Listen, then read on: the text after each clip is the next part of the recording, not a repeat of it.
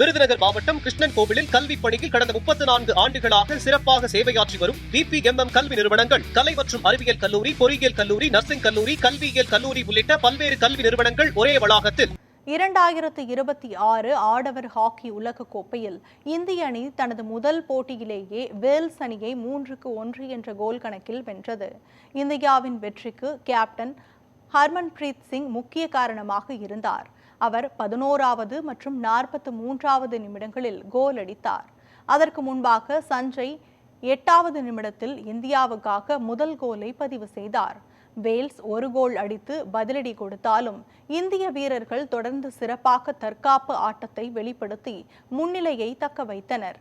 இறுதியில் 3-1 என்ற கணக்கில் இந்தியா வெற்றி பெற்றது.